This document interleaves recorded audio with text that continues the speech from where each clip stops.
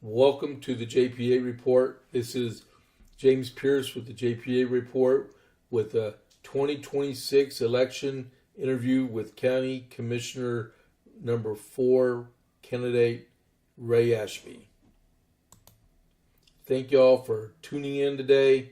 As you can see, I got Ray right next to me.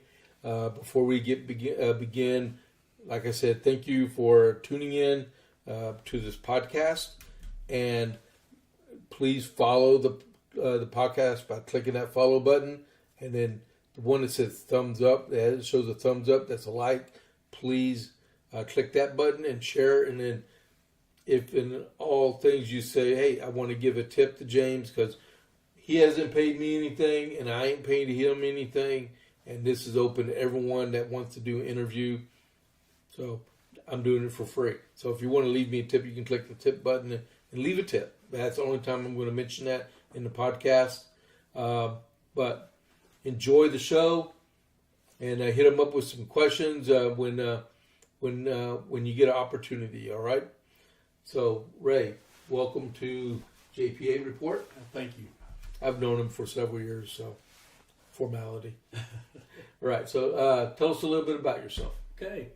Well, first of all, thanks for doing this. I appreciate it, and appreciate you giving us an avenue to reach out to our constituents and to the folks out there. And I was born and raised in Coryell County.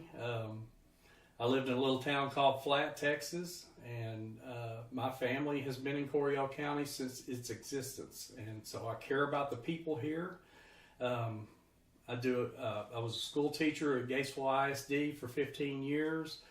I have been involved in our community in many different ways. I sat on several boards that I've been on for a long time. I sat on Central County Services, which is our MHMR, Mental Health Mental Retardation Board, and I've been on that board for over 10 years. I'm the president of the board at the time, and I'm also the chair of the Budget and Finance Committee. And we have grown substantially. I think I started there around 2015. And around a $15 million a year budget, and we have this past year's budget was $35 million, and our assets have grown probably tripled since 2015. And so my work on that board is very important to me, and appreciate all the support I get there. I also sit on HCCAA, Hill Country Community Action Association Board, which oversees our senior centers in our county. For 11 counties, actually, and it oversees the Meals on Wheels programs, Head Start programs. It's an essential board that we do a lot of good for our folks in all of our counties. And I also am on the Coryell Museum and Historical Center board, and also volunteer there as well as maintenance supervisor for the entire building, which if you've ever been in there, it's a huge building, so I do a lot of work there. That's just some of my community involvement. I was also a youth pastor for over a decade. All the kids have grown up since I was a youth pastor, and still are good friends with everybody, and just enjoy our community a lot. And I continue to serve in other ways as much as I can, and volunteer as much as I can. And everybody knows me for that, and I appreciate all the support I get from that. Okay. Have you always lived in Precinct 4 area? I have not. Flat is not in Precinct 4 area, but my dad bought the property that I live on when I was 13 years old, and I moved there 25 to 30 years ago. I built a house there. Okay. And I've been there since. Okay. Yeah. Where about is that? It's on Old Georgetown Road in Gatesville. Okay. It's I'm probably the closest person to Copper's Cove because I live on 116 in Bald Knob. Right. It's right in that area right there, and I'm only about 15 miles from Copper's Cove. And Bald Knob, if you take that, it takes you over to the gun range, right? Takes you right over the gun range. Yeah. It's a Haley's gun range.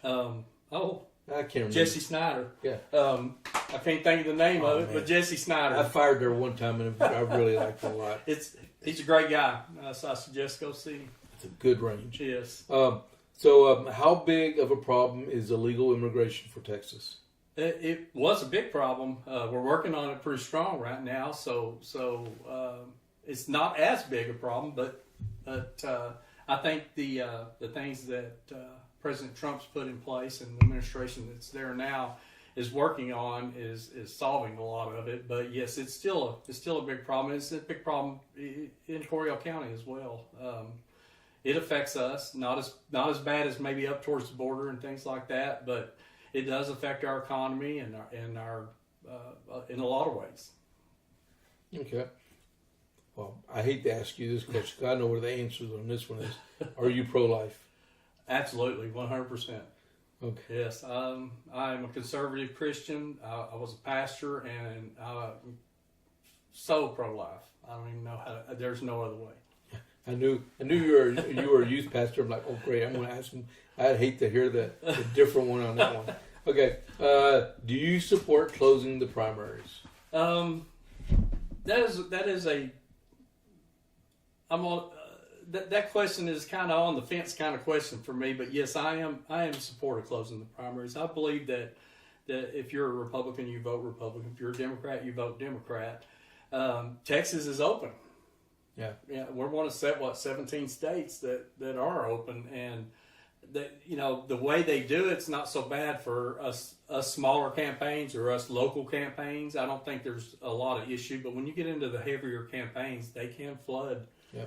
And the Democrats could, the way Texas is set up, they can go vote in the primary, and then they have to follow that to the runoff, and then after that they can go and vote Democrat in the main election. And I think that is where we fall short. Yep. Because the Democrats can flood it in the Republican primary, and then they can go in and. I was talking to one of the other candidates, and it was like we were talking. The Democrats could infiltrate into a Republican primary, get the weak Republican elected, and then the Democrat that they nominate in one of the other bigger counties and stuff come in and defeat that Republican because it's a weak Republican. Instead of nominating the conservative one, they could actually take them out. Right, right, and that is and that's the whole bearing of. That's why we need to have closed primaries, because that could be a strategic plan for sure. And it happens here too. Think it happens more on local level. Yeah, even though we don't have no Democrats to file against in Coryell County, those Democrats can. Well, I'm going to go in and take their anger out and get a weaker Republican into county government. I see that. Yeah, I see that. So, what do you think about campaign finance support? Do you support it or not? I do support it 100%. Totally combat corruption, increase transparency, and promote fairness. I mean, all of those things. I don't believe someone should be able to bank and run all over a lot of good people that are running for office. I believe it should be a fair and equitable platform for everyone. Okay. Well, what are your views on term limits? Because there are no term limits in the county. No. I do believe in term limits. I don't. That when I was proposed with that when I was proposed with that question, I was like, well, at a local level, if you're doing a job for the county, and I consider commissioner a job, I think you could extend term limits to maybe 2 or 3 terms, but you still have to pass the torch. I firmly believe presidential and all the others, feds and even state offices should have term limits of 2 terms, probably. Whatever someone decides is fair in that office. But as far as on the county level, I think you could go a little bit longer, but you're still going to get complacent, and you're still going to learn how to do your job with little effort and things like that. So I believe that passing the torch is very important, and that's something. While we're on that subject, I mean, I know it's not quite the question, but I see a lot of offices when someone gets voted out and they just leave. They don't pass off any information. They don't discuss the things that they were working on, and just I think we need a cohesive passing of the torch, so to speak, in some of our offices, even at a small local level. Well, that's true. I mean, we even just had that happen in Congress. So one just quit. Yeah, and they don't give you anything. They don't tell you what they've been working on, and No, blank slate. in the Army, we call that a riptoa. So what you do is you got a right seat, left seat, and the guy's coming in learns everything from the guy that's on the ground, and halfway through the crossover, and the other guy just filters away. That's a great I'm going home, see you. explanation. I'm checking out. If you were king for a day and could make one policy happen or be repealed, what one policy issue would you choose? Okay, well, I thought about that long and hard, and it has to be unfunded mandates from the state to the county level. 80% of the taxes that we collect in Coryell County go to the state, whether it be funded or unfunded mandates, and a lot of those are unfunded mandates that our county has to pay for state level things that are going on. And so that would be my answer for that, just straight up. Well, would you engage like Shelby Slauson or Pete Flores about getting legislation changed in Austin to help? Absolutely. And I'm no stranger to Austin, and no Well, stranger to Shelby or Pete. Because there are a lot of people around that kick and scream and holler. I'm like, yeah, no, there ain't changing nothing. And like, when's the last time you went to Austin? You're elected, go for it. Right. And I have represented in Austin before. I only know one person I know of in Bell County that goes, and he's going to be the Bell County Republican chair. So that's a good precedent right there. And but if you make the cut, we'll hold you to it. Hold me to it. I'll be one of the first ones up there. Oh yeah. Hey Ray, where you at? Well, I'm in Austin right now. Shelby and Pete will be my first calls. Okay. Yep, I know them both, and I actually know Governor Abbott as well. But you know, Lieutenant Governor's going to be with us next month. Okay. I do. I'm looking forward to that. Don't know. I mean, I've met him a time or two. He's not going to know who I am. But believe it or not, last time I saw Governor Abbott, he knew who I was. So cool. I was like, I can't believe I'm sitting here going off script, but I can't believe that he actually remembered that I was commissioner for Coryell County. That's good. And you didn't have a name tag on, did you? No, did not. Right. I did because I checked. Soon as I walked away, I was like, yeah. He actually did know me. He did remember me. Well, that's cool. Yeah. That is really good. And you know what? That does show potential. I don't want to be biased inside of an interview and stuff, but if these higher ups actually know who we are and stuff down here in Coryell County, I mean, we're in the center of the state, right? And like nobody knows us down here, but they do. When Congressman Williams was our congressman, I was his first call when the hospital exploded. He called me and asked me what I needed. I'll never forget that. He's a great congressman. He was a great congressman. Yeah. So what one part of county government what one part of county government would receive more attention if you're elected? What part of county government? It would have to be law enforcement. It would have to be first responders, public safety, all of that area. Of course, there's all the talks about the jail, and we're going to go into that, I'm sure, here in a little bit, but I have, I think, the most experience with that, and so I want to talk about it a little bit. But I think it still needs to be worked on. That's going to have to be a new plan. That's going to have to be looked into and reformed, and we got to figure something out. Well, on a side note, when you were commissioner before, because he was a county commissioner 4 years ago, did y'all have a good relationship with the sheriff? Absolutely. Yeah, I still have a standing relationship with him now, where we talk often, and I know his needs, and I knew him then.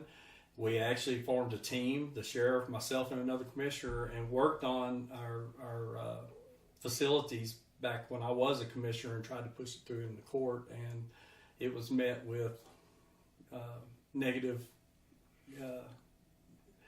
campaigns and all kinds of things that shouldn't have happened back then, but it did. So with when y'all do a budget, so I'm going off my preset questions. Okay. When y'all do a budget, y'all do the budget and the sheriff's department provides their data, the constables provide theirs, the judges and the district attorney provides theirs, and then y'all all have to compile it. And do y'all have the capability of saying no, or if they say we need it, you have to provide it? So we can get into that a little bit. So the way the budget sessions worked when I was there, and I'm sure they're still the same today, is that as a court, 5-member court, the judge and the 4 commissioners, we all heard every department's budget, from the DA to the county attorney to whoever it might be. All of the elected officials bring their budgets to the court. They present their budgets to the court, and the county judge takes them and he adds them up, and he presents a final budget to each commissioner, and each commissioner goes through that budget, and it's a whole process, and we go through that budget and decide whether we want to approve the entire budget or not. We have, from what I remember, we didn't really have the ability to go and say to the DA and go, hey, I think you need to pull this lawyer off your salary because you're over. But we didn't have those abilities. We probably could, but we either had a yay or nay.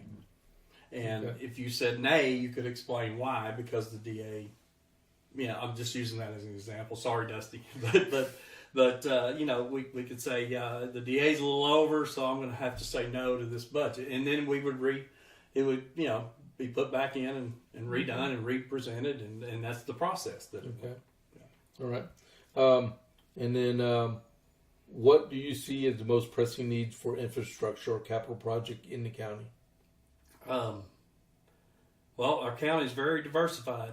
I'm up here in Coppers Cove now, which is a big city, biggest population of our county.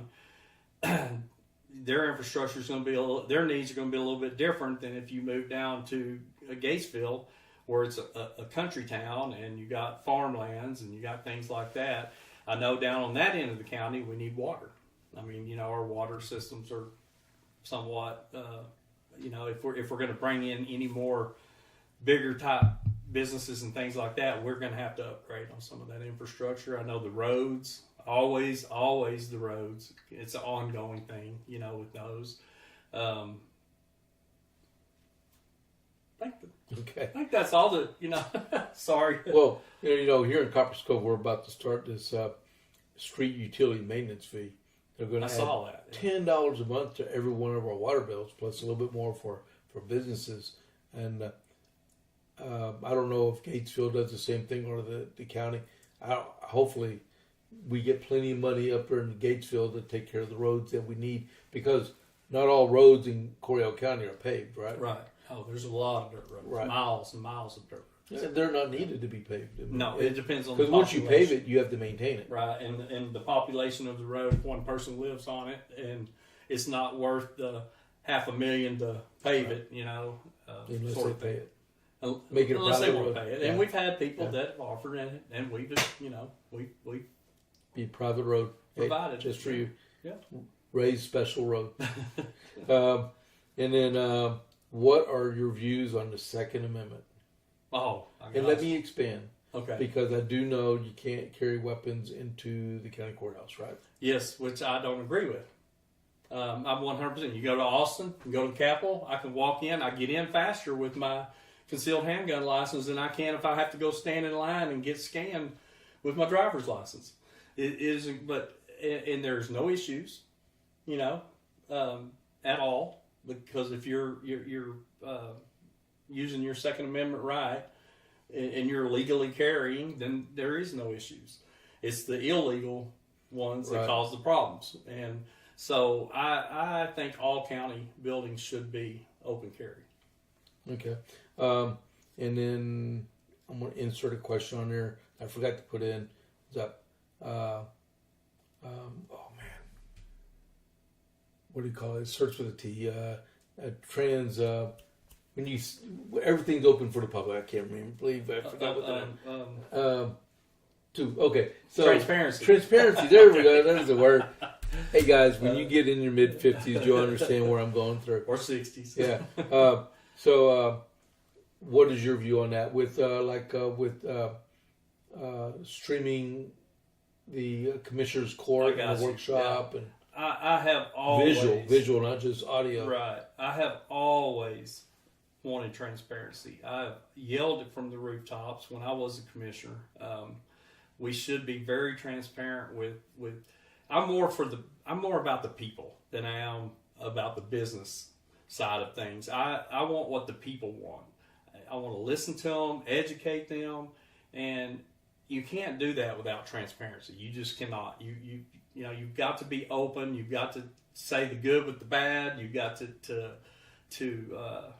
deal with all of that, and you can't deal with all of that unless it's totally transparent. And so, totally transparent means videos that people can go back and watch and listen to what you say, and good explanations of the commissioner's court reviews. I've gone back and tried to find some of the stuff that I've done, and I can't. It's kind of difficult to just kind of go back. And so transparency there is a little bit, because I wanted to find. I actually authored. We'll go back to the Second Amendment question right quick. I actually authored the Coryell County resolution that made Coryell County a Second Amendment sanctuary county. And back when the federal government was talking about regulating guns and things like that, and the sheriff signed off on it, we put it into record, and we made a resolution that the sheriff would not enforce any laws that violated the Second Amendment. And I authored that resolution, signed off by the sheriff and our county attorney. I remember that. Yeah. I do remember that. Yeah, because like if you look at my screen right now, you can see all my podcasts and stuff like that, and it keeps a good record. So a transcript is different than actually listening and seeing, because you can listen to it, but if you see it, you can see the expression on their faces as they're talking and stuff. Are they stressed or relaxed? Yes. Yeah, in the meaning. Yeah. You're right. Absolutely right. Reading it on words is totally different. I know we got to come up with the money for it. Most streaming services are free for most part, but you got to get the right camera and the mics. Yes. And we just got to work that out. I think I can't imagine that being a huge cost. I mean, I'm sure it's not cheap, but I'm sure that there's a minimal fee that we can get something done that could bring that out a little bit more. I know that a lot of people have asked me about that, about video. There's some audio, but you can't really hear it, right? And things like that. But okay, well, if you by some chance on the 3rd of March come up short, would you support and vote for the eventual nominee? Absolutely. It's my right to vote, and if I'm not the choice for the people, then I'm going to vote for the one that is the choice of the people, and I'm going to catch him and get his ear. Okay, there you go. So this is the part where you get to have fun. Okay. You get to tell us why you want to be a commissioner again. Yeah. Okay. Well, my first run at commissioner, I stood on the platform of the county jail. We needed it. We talked about the torches being passed. I'm going to mention Jack Wall's name. He was a commissioner way back. My commissioner. He was your commissioner. Yeah. That's right. Jack Wall's a great man, great vision, and he passed that vision on to me when I was not even considering running. Actually, I was just watching. I was coming to commissioner's court. I was following the expenses that we were having to pay, because the first year we paid like $100,000 out. Like in 2011, we paid like $100,000 out housing inmates outside of the county, and he was freaking out. He's like, sorry using those words, but Jack was just like, hey, we got to do something. We can't just, this is only going to grow. Our county's only going to grow. Our jail's only going to grow. So I kind of, started kind of following that. And then in 2015, when nothing was done and he was working really hard to get it done, and I was seeing, negativity in the court through it, I just kind of said, I'm going to run for commissioner. And that is going to be my platform, because we have to have that. I mean, I got good forward vision. I got good forward thinking, long range planning abilities. It's obvious with Central County Services and the places that I've done. If you can look at their records, I mean, my long-range planning is pretty well spot on. And I could see it then. Jack passed it on to me. I brought it to the court. We spent 2 years. I spent 2 years alongside the sheriff and another commissioner vetting everything. The building, I kind of have to back up. 2011, because this was mentioned in an earlier podcast, but 2011, Jack brought it to the public for a vote. The jail at the time was a smaller version than what we proposed. And it was about 16 or 17 million, I believe, in 2011. And he brought it to a bond vote. And the people voted yes for that bond. Okay, so in 2011, I'm a follower of the Commissioner's Court, and I'm like, that's awesome. You know, they vote. You know, we're going to get it eventually. I mean, it takes years from that point on. It's 2 or 3 years before you actually come to fruition with the jail. And so 2 or 3 years goes by, and I keep checking, and I didn't go to court all the time, or anything. So I only heard 2 or 3 years later. I was like, well, what's the deal with this jail? We need it. And I heard that it was voted down in the court. It's not time to build it, and all of these other excuses. Even though the bond was presented, the architects were vetted, everything was done, $17 million, and I can't tell you the housing on that jail. I can only tell you the one that I proposed in 2006. Well, actually, I started working on it in 2016, and I worked on it all the way to 2018, and met with the most bureaucracy you've ever seen. The time that it took 2 years to vet everything, to get everything to come to fruition. It was the jail proposal then was a $31 million investment. It was 250 beds with a 500 bed infrastructure, so you could add on another 250 beds at a minimal cost when the time came. And the note on all of that was at an all-time low of 2% at $1.2 million a year. Just last year, we spent $2.7 million housing inmates outside of our county. Tens of millions of dollars have been lost due to just that lack of forward thinking is what I'm going to call it. The pressure, which to me is one of the reasons I may have been voted down in the last election, because I fought so hard and it made it look like I was trying to spend $31 million of the county's money. But if you look at it, I would have saved the county tens of millions of dollars if we had done it then. Now, we didn't. So I'm going to move forward. I'm going to quit. I'm going to get off my soapbox. And, now we need to work on something. We've got to get the bleed to stop. Because next year, it'll be over $3 million. The year after that, it could be $4 million. I mean, can you imagine $4 million going to other counties? You're just writing checks to other counties. And I saw this coming 2015. And I think with my experience, I'm the best man for the job. So hopefully you guys will vote for me. Okay. Are you good on that? Yeah. You don't have nothing more to say?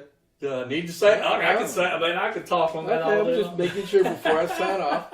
I appreciate you coming. Yeah, I appreciate you having me, and I hope this came out okay. Oh, it's for your constituents and your voters. So how long? We were almost 30 minutes. It's not bad at all. And I'm always available. Anybody knows that. You can call me or whatever. You want to give them your phone number? 254-679-9314. Okay. I take all the calls, texts, however you want to communicate. Just not at 2 o'clock in the morning. Just not at 2 o'clock in the morning. Well, I'll be asleep. I got a do not disturb of mine, so no one can disturb me except for immediate family. The wife's still going to try it. All right. So thank you very much for watching the JP8 Report with Ray Ashby here. And don't forget, if you're watching this, click that follow button and click that like button and please share it. And so that was about all we have. So let me get ready to sign off here. And this is James Pierce with the JP8 Report. I'll catch you on the flip side. I'm out.